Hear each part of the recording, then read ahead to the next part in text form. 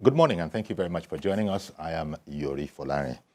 Our guest this morning is Alhaji Ibrahim Modibo. He's a political affairs analyst and a former member of the media team of the Tinubu Shetima APC Presidential Campaign Council. A fine morning to you, Alhaji Modibo. Thank you very much, Uncle Yori. It's good morning, fellow Nigerians. And I'm happy to be here this morning to discuss issues of national importance. Great. We're so happy to have you. And now, of course, right now, as you know, we're in the middle of negotiating with, NLC, to avert a paralyzing strike. And by all indications, matters seem to be very optimistic, to put it that way, so as not to be over-expectant. And where we are now is that, as you know, Labour has said that it'll revert to its various bodies and indeed come back with a response. Perhaps that's even a fine place to start, because our subject matter is an appraisal, if you want, of the Tinubu administration, in the past 4 months, what has been done, and what we think of the much that has been done. As you know, with the coming on stream of a new administration, people expect to see a radical change. It's the same all over the world.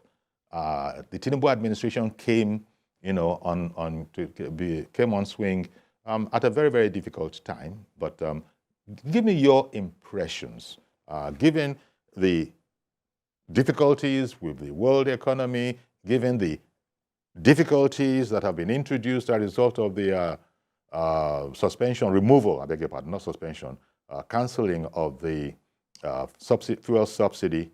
How well would you say the Tinubu administration has been doing, given the hand that it must deal? Thank you very much once again. Good morning, fellow Nigerians. Well, Uncle Yori, if you look at the political climate of this country, under globalization and multiculturalism, such as ours in Nigeria, we are under no illusion as to the enormity of the myriad of problems that has been confronting this country and continues to confront this country. One of the most outstanding and worthy narratives of the Tinubu Shetima administration, especially Mr. President, is that he has come in as a fresh breeze with no baggages attached. This is a man, to me, by my own assessment, is a politician with mass grassroots appeal, a man of conscience, and a man that feels the pains of Nigerians.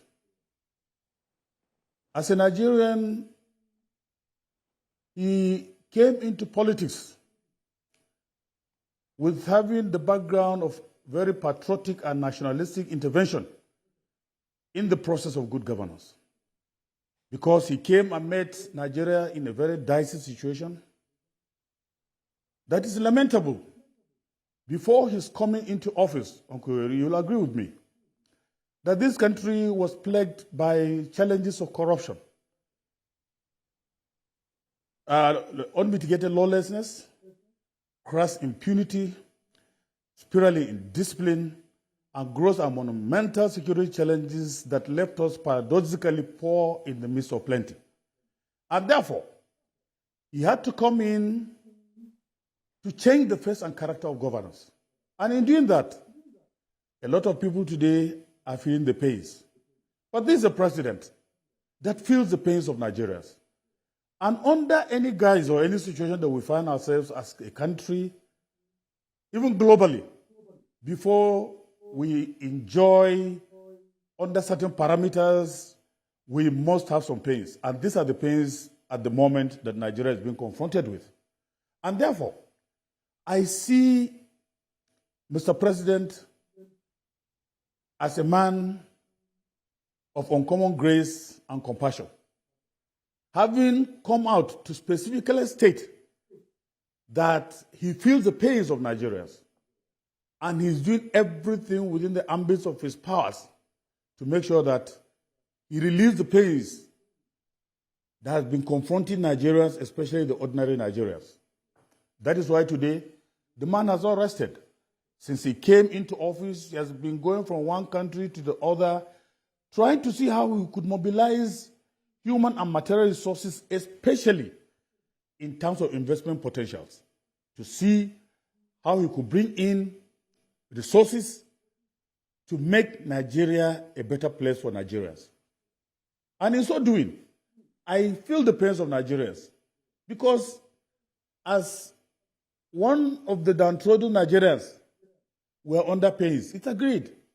But as I've stated, for you to have any leeway, for us to have that wherewithal of making a government stand on its feet, having been confronted by all these issues, because for long, the nation has been buckled under the full weight of ravenous and greedy political class, whose common interest is just to loot the economy and also to make self-servicing parameters. And look at the issues from any parameter of democratic practice. You'll agree with me, Uncle Yori, that Nigeria as it is today, we are on the threshold of moving forward. We're on the threshold of creating history. Indeed. I strongly believe that if the efforts of this government is anything to go by, in near distant future, we are going to see the improvement of the economy. We are going to see the issue of security challenges being addressed. We are going to see how Nigeria's potentials could be added up, especially within the economic cycle, which is biting very hard and harder, to see that at the end of the day, we have an economy that will be buoyant. The value of the naira will also crush, so that it will, the dollar, I'm saying, it will come back downwards. And even the petrol, by the grace of God, by the time this government has finished mapping out its strategies in terms of policy implementation, in terms of aggregating its own views in the economic fronts, I'm sure it will create a leeway where we have our refineries back on track with the Dangote refinery and what have you. It will team up to see that at least the issue of petrol will be addressed and that the level of, in terms of pricing, we will see a kind of reduction. So to Indeed. Me, Gori, in the 4 months or 3 months or thereabout of the Tinubu administration, I have seen a brighter future. I have seen vision. And I know that the government is out to see to the possibilities of making Nigeria a very habitable place for all Nigerians. Bearing in mind that this issue of fuel subsidy removal, which is becoming a pain in the necks of Nigerians, all the other presidential candidates have actually come out to support it because they have put it as part of their manifesto. So it is never a Tinubu philosophy at all. But Indeed. Tinubu haven't come to look at the issues dispassionately and to pick up the gauntlet to say that, look, this subsidy must go. It has gone. And now, that is why today we're having the sources, especially from the subsidy removal, we're seeing how the government is trying to manage it very well. Indeed. To plug it into loopholes, to plug it into areas of palliatives, areas of concessions, areas where the Nigerian masses will benefit from the activities of governance, especially, Uncle, the issue of economy. Now, the Indeed. Economy as it is, or before the Tinubu administration came on board, we've seen how the economy has been wallowing in doldrums. We've not seen any concrete measure towards making the economy progressive. But as it is today, I can tell you that with the caliber of people that I've seen, with their experiences in art of governance and administration, with the capacity that I've seen or I've read about them, I think were on the path to the El Dorado. Indeed. Well, let me restate. Thank you. I know that Nigerians are feeling the pains, and the president is also feeling the pains with us. It is right time for us to team up with the government, to team up with the Tinubu administration, to see how we could propel the wheel of progress for the advancement of democracy and also for the advancement of the common good of Nigerians for better lifestyle in Nigeria. Indeed. So very well put. Thank you very much. And you started off by speaking about the political climate that we are in at the moment, where, as you know, before, yes, that might be history now, before, the inauguration in the whole electioneering cycle, every last one of the candidates at the time for the office that President Tinubu now comfortably occupies had said that they would be doing pretty much what has been done. But it's convenient now, unfortunately, perhaps from a political perspective. After all, we've seen, some of those former contestants, they've tried to speak in very, very recent times on where we are at now. And I don't know how intelligible they have been to Nigerians. Most people saying, what was that all about again? Because the real work is being done by a person who many consider knowledgeable in this whole business of developmental economics and has a fantastic team around him. Any way you look at it, is reform-driven.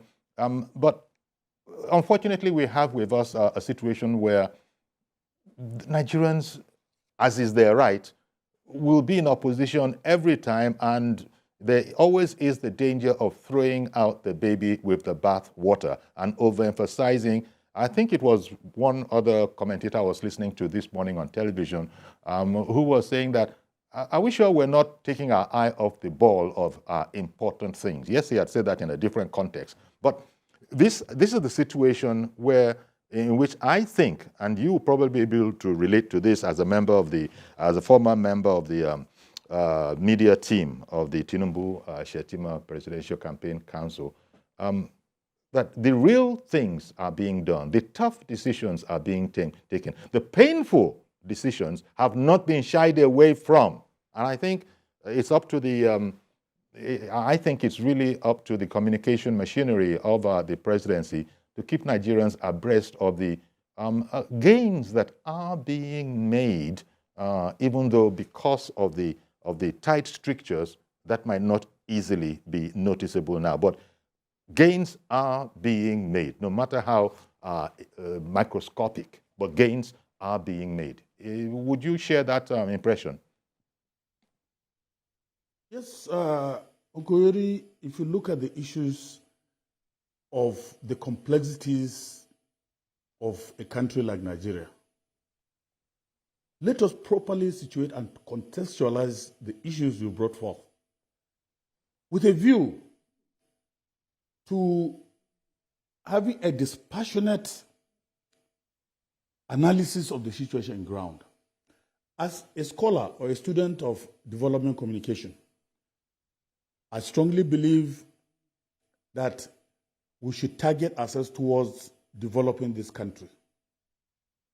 Unfortunately, in my opinion, I think the machinery of government that has to do with communication has not been up and doing very well. Because the Tinubu administration has done exceedingly well. It's doing well. But are Nigerians being sensitized enough in terms of media participation? If you ask me, I would say no. Why? Because, you see, Joseph Ayana, the famous philosopher and historian, has severally been quoted on Koyori as saying, if experience is not retained, infancy is perpetual. Those that forget the past are doomed to repeat it. Therefore, we have to have experiences of people in communication. I must commend the Minister of Information, Mohammed Idris, in coming up from time to time to save the situation. I think the media team in the presidency should be up and doing. To me, experience matters, and I think there's lack of it at the moment. We have to come out with a very strong, formidable, experienced people in politics and also in developmental strides in terms of communication. Dele Alake, when he was there as advisor, has been doing very well. In almost every parameter of government activities, he has been up and doing. But I don't see it now. Let me...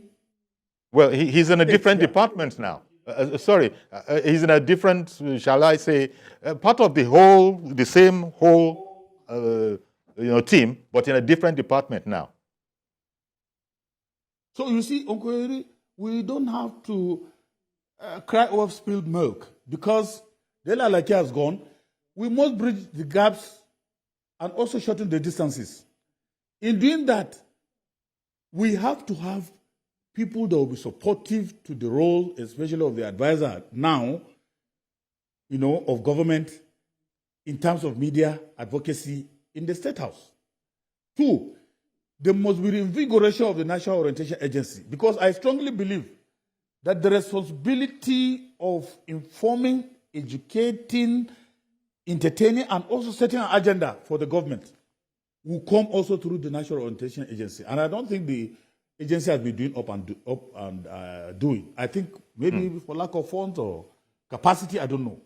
But as I've stated, the minister, who has been an experienced person in public relations, has been coming and doing well in trying to support. I can see he has been addressing some of this, and I think there's need for him to do more.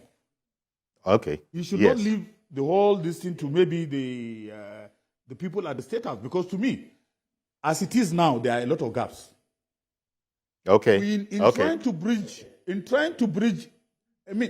build bridges, we must build them across streams and rivers.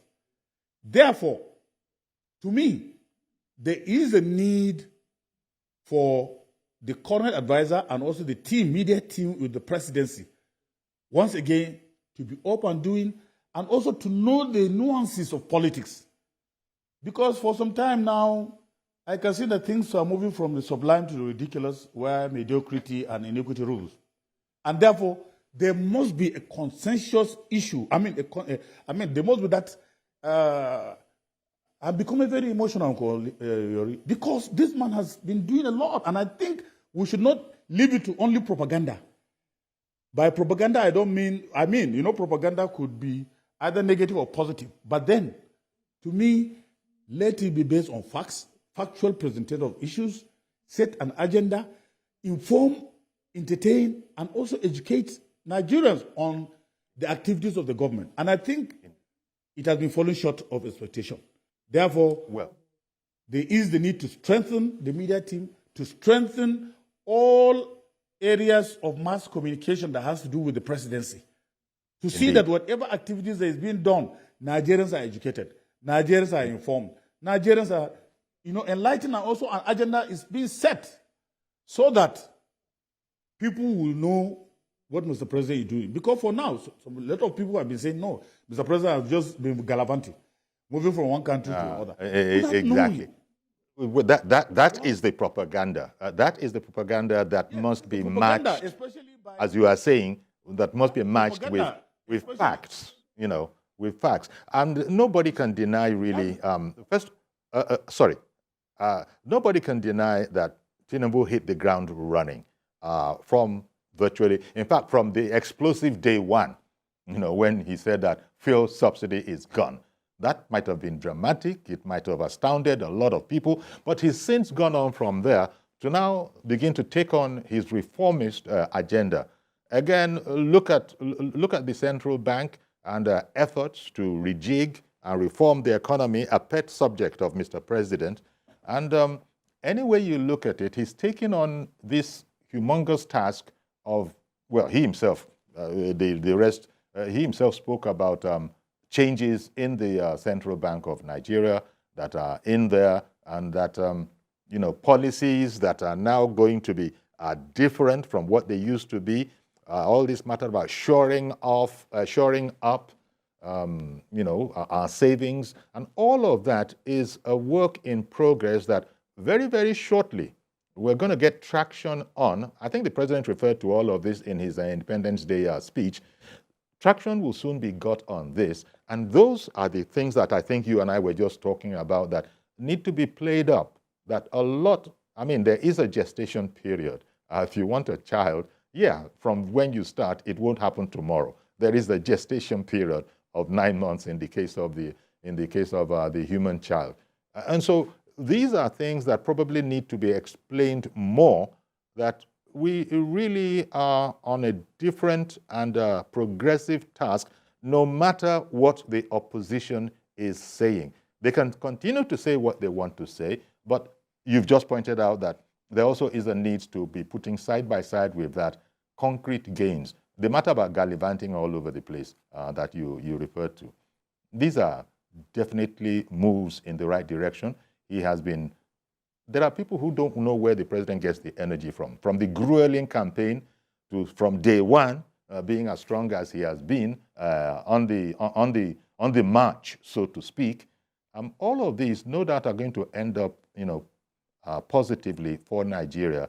But the people, the ordinary person, the market woman, the people who are not developmental economists necessarily, need to be explained to. It needs to be broken down for them to see that there is a rainbow after this particular situation that we find ourselves in at the moment.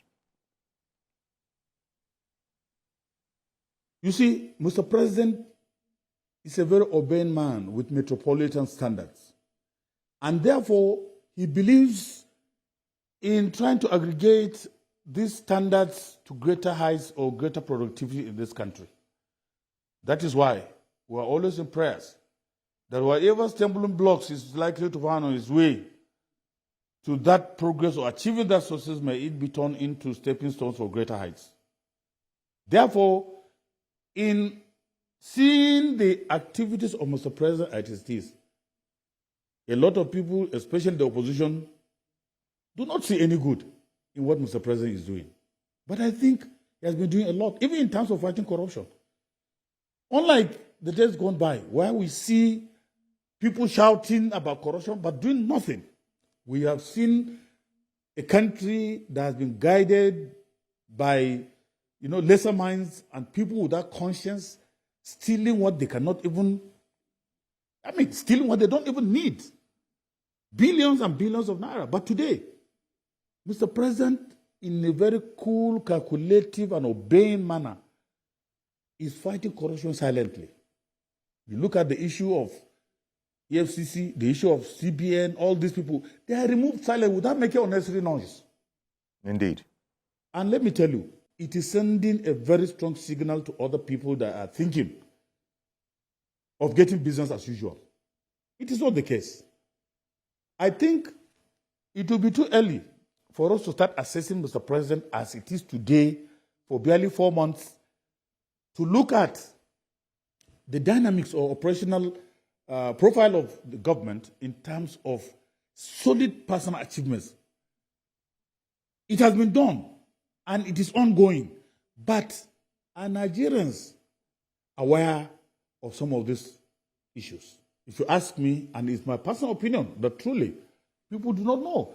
And even in terms of the economy, as I've stated, even the security-wise, security today, I can tell you, although there are pockets of problems here and there, which is normal. And this one, the normality that I'm talking about is that it's an inherited issue. It's not something that is that has been brought with this administration. It has been a recurring decimal. But with the team he has been able to bring to fortify the security of this country, with the officers of character and distinction within the armed forces and within the security networking as a whole, I can proudly say as a Nigerian that I'm very proud of the solid personal achievements of these people. And under their command, I see a vision of Nigeria trying to stamp out all these security threats and the problems. It is not something that is going to be overnight. It's not something that is not going to be overnight. It is something that is going to be done in phases. In progress is being done. If you look at the papers yesterday, you can hear what I mean. You can see what the Nigerian Air Force and the military have done in Borno, wiping out a whole generation of terrorists. You can see what has happened in the southeast with IPOP. You can see what is also happening in the northwest, where these bandits, kidnappers, and terrorists that have been quiet for some time have started resurging, and the military is actually coming out to deal with them. This is the kind of government that we want. This is the kind of leadership that should be given to Nigerians, so that we'll have the pride of place in the government structure of this country. I can tell you, Uncle Yori, that with time, let us give the Tinubu administration support.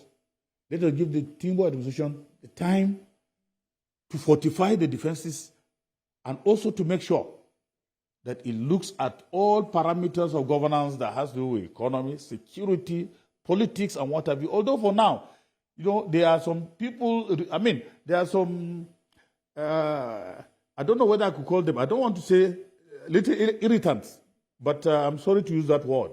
Let me withdraw it. But then, there are some people that do not say anything good in this government. And therefore, they are trying to distract the government. Let me assure Mr. President that he has our support, and he should not be distracted. The government is on course, and this government, I'm happy you use that God word. willing, will reach sorry, I beg your pardon, Ibrahim. I'm happy you use that word, because that's the one thing you also notice, that Tinubu and his team are not going to be distracted, it appears to people. Look, because they arrived with a plan, they knew it was not going to be an easy plan. The president referred to that in his independence speech, again, going back there, that he feels it as well. Yes, people will say that, well, it's all right for you, sir. Well, look at where I am. But he said he feels it. Now, the other criticism that I've heard, one of the other, shall I say, minor ones, is that I think I heard a major opposition figure saying that because the 25,000 naira that was, granted before had now been upped to 35, is it 30 or 35,000 naira following, consultation with labor. The other thing that comes out there, instead of seeing it as having a listening president, a listening administration that will make adjustments where necessary in the interest of moving forward, I have heard that such laudable, attitudes seem to be what I think the expression was, that having not been given, deep thought.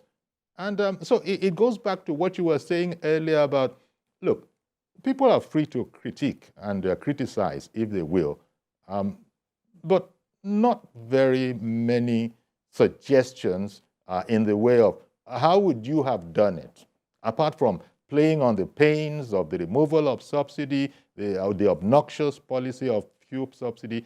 That's what you find. And, well, I suppose the negative, in a way, sort of sells, because it appeals to people who are hurting.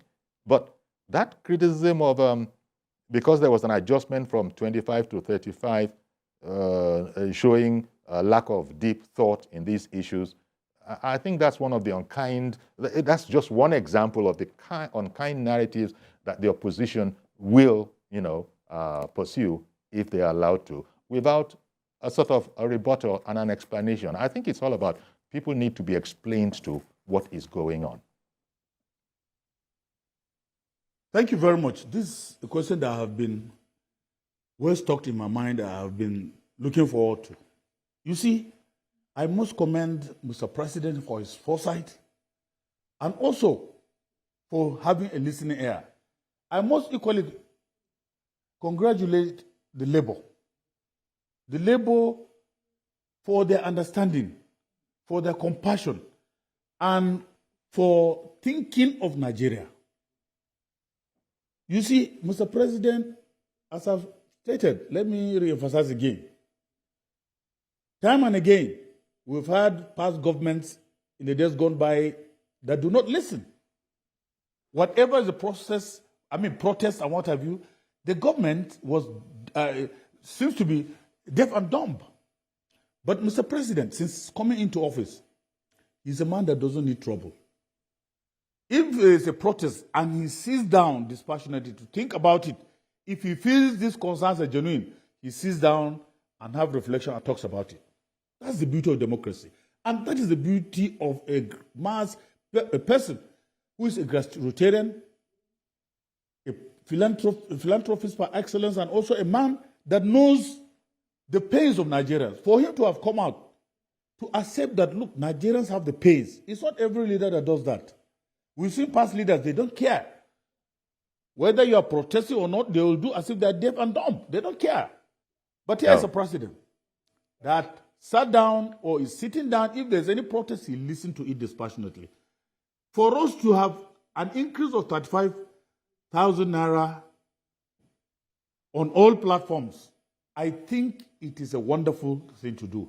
Because if you look at the econometrics, Uncle Eri, you find out that if the president had given more than that, or if the increment is up to 100,000 or thereabout, believe me, the inflation that this country is going to witness, it will be unprecedented. So I think the team must have sat down to say, look, let us look at this issue. This 35,000 naira as it is now spread across board, I think it's a wonderful starting point. If by the time we've gone after the 6 months that they've stated, if there's the need for them to sit down to make the reviews, let them see the effects of the current inflation that will come about, maybe micro inflation that is likely to come out with this increase in salaries. Because truly, people are suffering. They don't have the wherewithal, for transportation, for feeding, for what have you. So this thing is good. All of which are being addressed. Yes. Even the transportation issue, as you well know, sorry to have interrupted you, these are also difficulties that are being addressed.